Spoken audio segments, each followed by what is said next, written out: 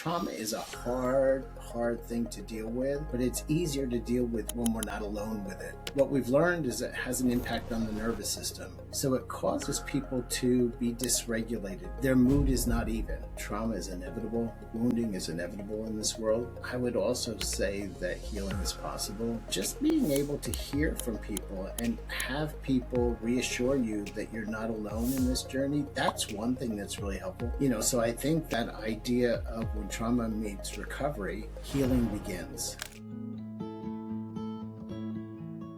Welcome to the Trauma Meets Recovery podcast, where we share stories of resilience, recovery, and hope.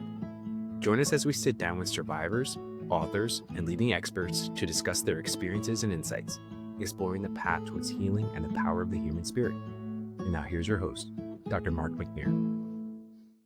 Hello, my name is Joe Schweighardt. I'm a licensed professional counselor in New Jersey. Today, I have the great privilege of introducing the host of the Trauma Meets Recovery podcast, my dear friend, Dr. Mark McNear. Mark, how are you doing today? I'm doing well, Joe. How are you? I'm good. It's cold out there, but we're doing it. Absolutely. Mark, what does it feel like to be a guest on your own podcast? Yeah, I was just thinking, like, I'm in the same seat I'm usually in. It just feels like a different seat with you getting ready to ask me questions. I'm excited, Mark. So excited for just everything you've shared with me, and to be able to share that now with a broader audience in the podcast format. Just maybe we can start off there. Why podcast? Why now? Joe, I had written a book a few years ago and then started doing a lot of podcasts, a lot of guest podcasting. And then I had been invited to do some guest hosting on the Healing Trauma podcast. And so it just seems like a natural outgrowth of that. And, you and I have talked about the fact that podcasts are so good because we're able to give people information, and it's a great way to augment treatment that people are in. Mark, what has that been like for you, hosting, meeting with some of the guests you've met with and interviewed? What's that been like for you? It has been like such an opportunity. I am so grateful to have that opportunity. And, every time I have somebody on, I learn so much from them. And I think that's one of the things that I'm so excited about, because having authors on or survivors or having experts in the field of trauma, to bring information that people might not get otherwise. It's amazing that we can actually see some experts in the field. We can see them face to face in this format, to hear from them directly, and many times in the past, it's through a book, through an article, through research, but to be able to actually interact in this format, even though we're not interacting directly ourselves, to be able to actually hear them face to face, to have that feedback and to get that insight directly from them. It's incredible. Yeah, I think it's so powerful. And what I have experienced, Joe, is that so many of the people are so open to share their knowledge, their expertise, their journey or their book. And so that's what I'm really excited about this, because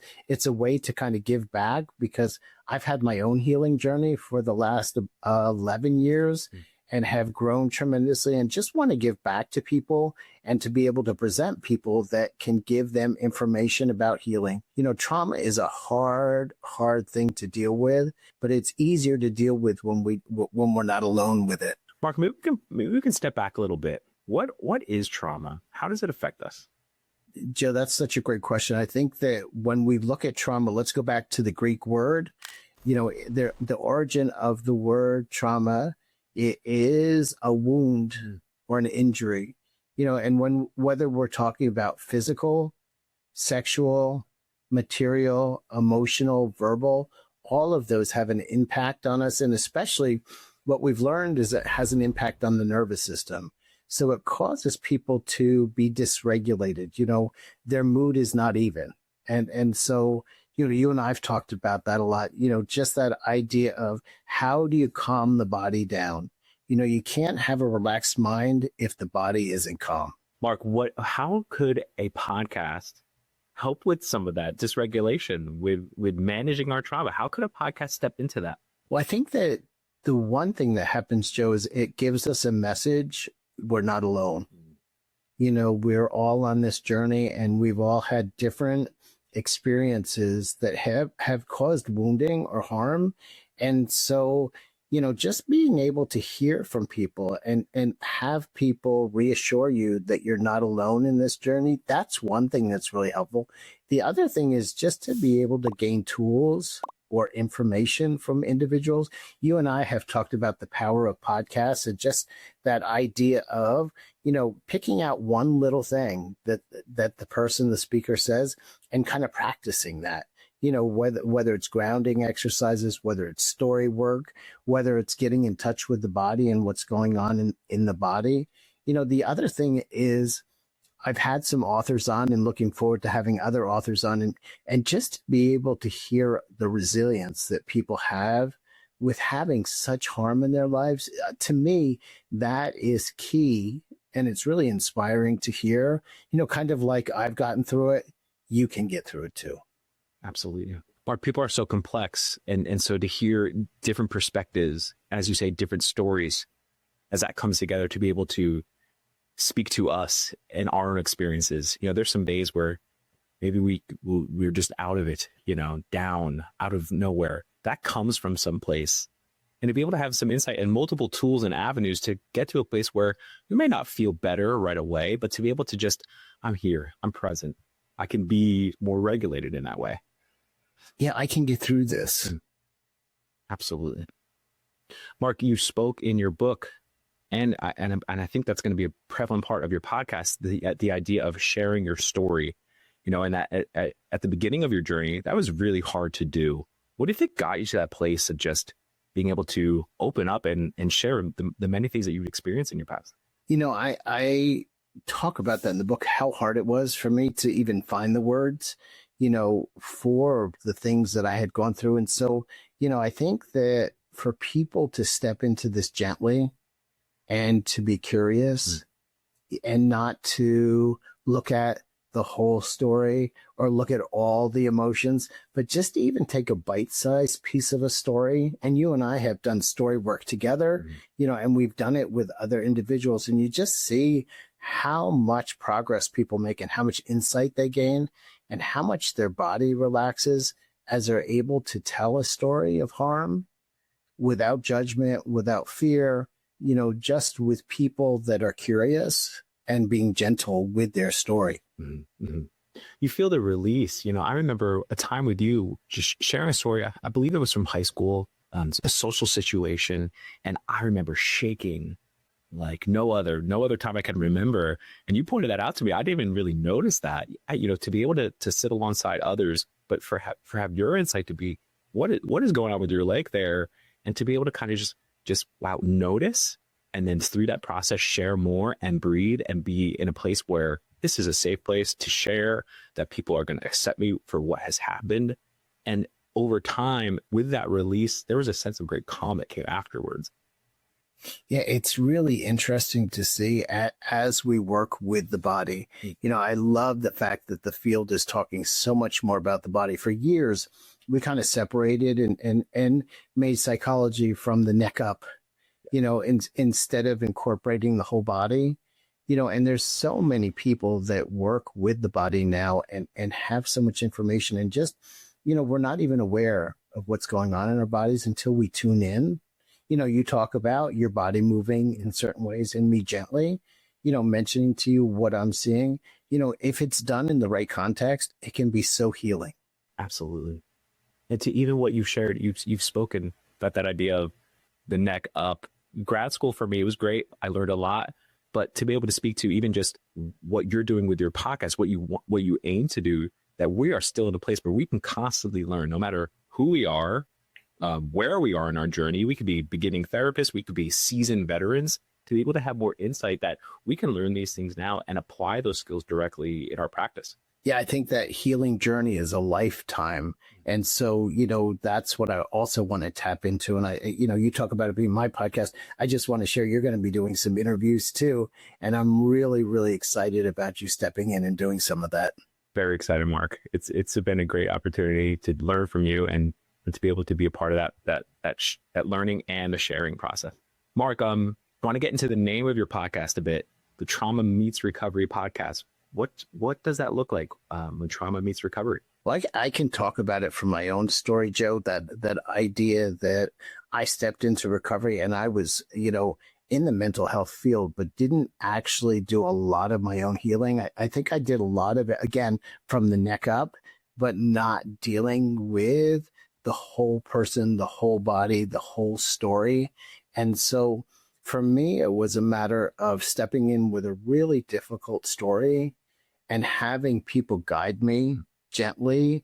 And as I did that, my body calmed down, and then I could recognize when it was amped up, so I think that idea of when trauma meets recovery, healing begins, and it's slow and it's difficult. And some days it's really, really frustrating, but it's definitely worth it because, I remember being in rehab and a psychiatrist guy that I just love. He had said to me, Mark, you've been through a lot and it's going to take you about 10 years. And I thought, like, in some ways I was like relieved because I knew I had so much to deal with. But in some ways I was like, 10 years? Are you kidding me? But it really, like, I'm going on my 11th year now, and it really does take a lot of time. And so I want people to hear that they need to be gentle. They need to be patient with themselves. Where you are today didn't happen overnight.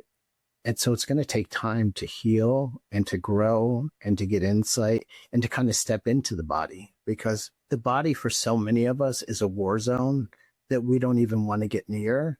And when we get near it, you alluded to it, sometimes it shakes, sometimes it quivers, sometimes it does things that we're not comfortable with. And so we have in some ways alienated the body, so being able to step back into the body is really, really helpful for healing. That's been one of the biggest insights I've learned is that, these things that just happen from our day to day. We could be at the grocery store, at work, taking a phone call, and those things that may just come up with our body, or just the automaticness of some things that may be coming from somewhere, not. Absolutely. Yeah. And absolutely. When we have these strong, overwhelming feelings, we can look toward our past, and sometimes I ask people, just to tune into that. And I ask them, how old do you feel right now? Because a lot of these things are really younger. In my book, I talk about the fact that the past is not the past when it shows up in the present. And so for people who have had trauma, the past often shows up in everyday life, whether it's in the supermarket, whether it's at work, whether it's with your kids. And we have these reactions that feel so strong and so intense and out of place. But they're not. They're just found back in our histories. You mentioned that idea of almost fragmentation, that we're so compartmentalized, and that those reactions can happen in isolation. And it's like to be able to integrate all these things to kind of make sense of our stories in light of our reactions, in light of what we're doing today. That's possible, and that's part of this process in many ways. Yeah, that's part of recovery. It is being able to update some of the systems, let's say, within us that are still living in the past. And, the past is not dead. It's alive and well today. Yes. Mark, what does your recovery look like right now? Joe, I have done, and we have talked about this, I've done so many different things. I dove in and I did 12-step work, which was really helpful. I did a lot of narrative-focused work, story work.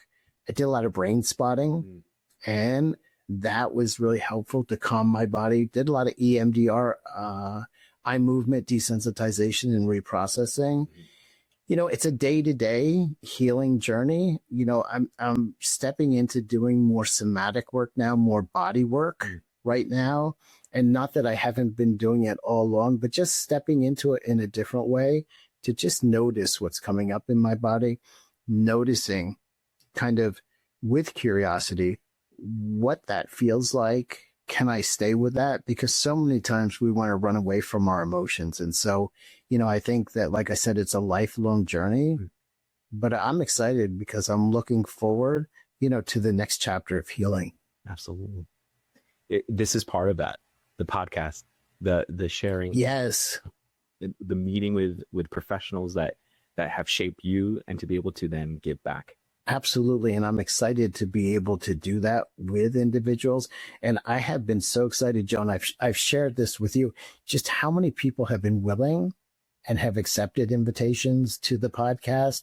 And so I'm really looking forward to sharing this information with individuals, and also looking forward to having people be a part of the podcast, have input on the podcast, have listeners kind of, write in to the website and, share their thoughts or feelings or ideas. We want to have some book signings where experts sign books and we send them out, things like that. And so, we have all kinds of ideas that you and I have discussed that are going to come over time.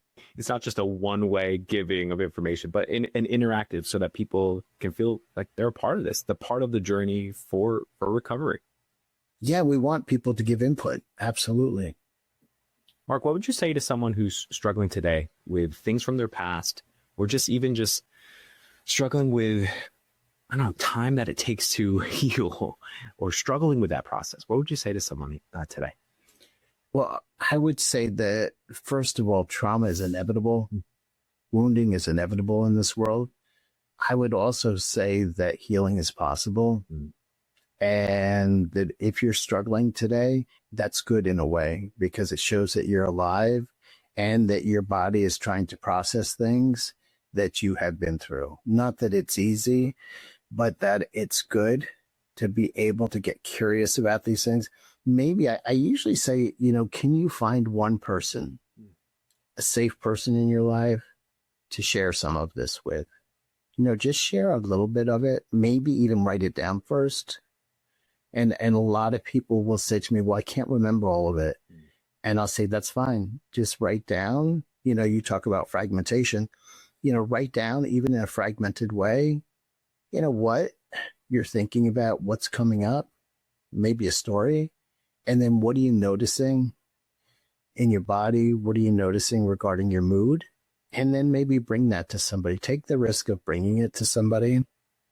Vulnerability, it's so hard, but it can be so rewarding, in a sense of freeing of these things, because these things had happened. They are happening and affecting us.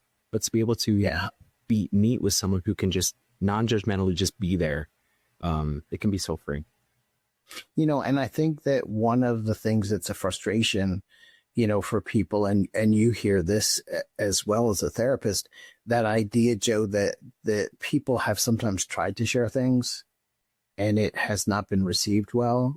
And so that makes people go backwards, and not want to. But I think that part of recovery is taking risks, and I know that sometimes it's hard to find safe people, but I would say it's definitely worth it to keep trying until you find people that you can share with in a safe way that's manageable.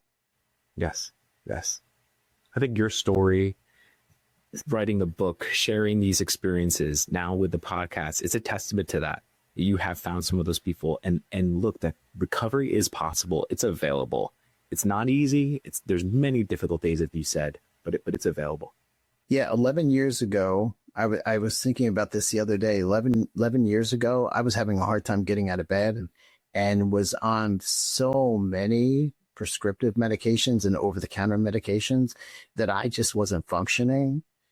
So for me, I get it when people say, like, it's inconceivable to me, to be any different than this, but taking one step at a time. And that's what I had to do. I had to take one step at a time. And I can remember in the beginning, Joe, my body would shake. I would be getting ready to go to a 12-step meeting and my body would just shake. Yes. It would be, so energized, and it would go up and it would go down with energy and be all over the place. But I kept taking one step at a time. And I think that's what recovery is, being brave enough to take one step at a time and not to look at the whole picture. Because if you look at the whole picture, you get overwhelmed. Mark, you mentioned the website. Want to just get some more information for the audience here. When do you see this podcast starting, and what would that look like as far as connecting with the website and to the podcast? That's a great question, Joe. And what I would say is if you are listening to us talking now, you know it's been released. And so if you want to go and look at the website, it's traumameetsrecovery.com. You can just log on and go there. It has lists of guests. It has opportunities for coaching. It has, an area where if people want to be a guest, they can apply to be a guest. And like I said, there's going to be a lot of interactive stuff as we progress forward. And I really want that because I think as an audience, if people are faithful to listen, we should be listening to them. And you and I have talked about this, listening and hearing what they have to say. And, if people have ideas as far as guests, we're welcoming that for sure. It's a community, at least to see it that way, that we are a community of doing life together, of acknowledging that life could be very difficult, but to be able to even just have a community of people, whether that be through an online community or, friends from down the road, to be able to have some connection of you're not alone. Absolutely. I think that the frustrating thing for people who've been hurt is when we tell them, to get involved with individuals, that can be really threatening because individuals are the ones that have hurt them. But, finding safe individuals is really helpful. And we just want to even begin a little bit of that healing journey with this podcast. Mark, I'm so excited. I'm so excited for the podcast, for the guests you'll have on, the insights to be shared. You have taught me so much, been there for me in so many ways. And just to be able to, again, share some of the insights you gain from your knowledge and expertise, but your experiences. I'm so excited for this opportunity to work alongside with you and for where this podcast is going to go. Joe, I am looking forward, and I'm looking forward to hearing you interview guests. It's coming up very soon. I'm excited. It's going to be great. Thanks, Joe. Thank you. Thank you for joining us on the Trauma Meets Recovery podcast. If today's conversation spoke to you, we would love for you to like, subscribe, or share the episode with someone to learn more or connect with us. Visit our website at traumameetsrecovery.com. Until next time, be gentle and kind to yourself.